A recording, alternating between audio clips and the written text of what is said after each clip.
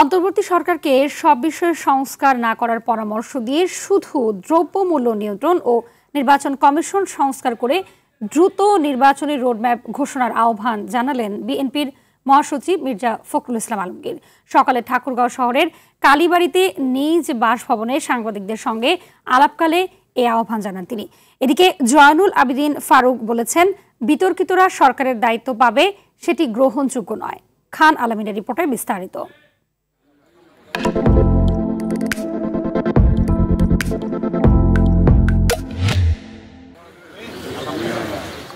BNP মহাসচিব মির্জা ফখরুল ইসলাম আলমগীর বর্তমানে অবস্থান করছেন ঠাকুরগাঁওয়ে নিজ বাড়িতে।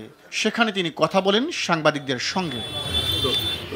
মির্জা ফখরুল বলেন, অর্থনৈতিক ও রাজনৈতিক সংকট মোকাবেলায় নির্বাচিত সংসদ অত্যন্ত জরুরি। তাই বর্তমান সরকার সব বিষয়ে নয়, কেবল প্রয়োজনীয় সংস্কার করে নির্বাচনী রোডম্যাপ ঘোষণা করলে সেই পথ সুগম হবে। অন্তর্বর্তী সরকার আছে, তারা এখন পর্যন্ত নির্বাচনের কোনো রোডম্যাপ দেয়নি। তাদের প্রধান যে দায়িত্ব, সেটা আমরা বারবার করে বলছি যে তাদের সবগুলো সংস্কারে হাত দেওয়া আমরা মনে করি খুব বেশি প্রয়োজন নেই। সেটা নির্বাচিত যে পার্লামেন্ট আসবে, সেই পার্লামেন্ট সেই কাজগুলো করবে। এখানে এই সরকারের মূলত দায়িত্ব হবে ওই নির্বাচনের জন্য একটি আপনার লেভেল প্লেইং ফিল্ড তৈরি করা।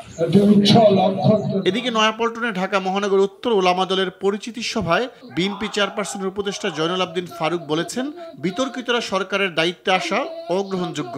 তারা যেন জাতীয় নির্বাচন বিলম্বিত করতে না পারে, সেদিকে সরকারকে সজাগ থাকতে হবে। বিতর্কিত ব্যক্তিরা প্রশাসনে যাবে, আর আওয়ামী প্রতাপতারা এখনো মন্ত্রণালয়গুলো পরিচালনা করবে, সেটা তো হতে পারে না। সেই বিষয়টা আপনাদের স্পষ্ট করতে হবে। আমরা তো আপনাদেরকে সমর্থন দিয়ে এসেছি, সমর্থন এখনো আছে, থাকবে যতক্ষণ না পর্যন্ত নির্বাচন না দিবে।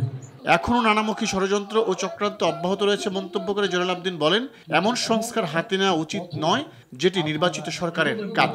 যেটা জনগণ আপনাদেরকে। খান আলমিন, RTV, ঢাকা।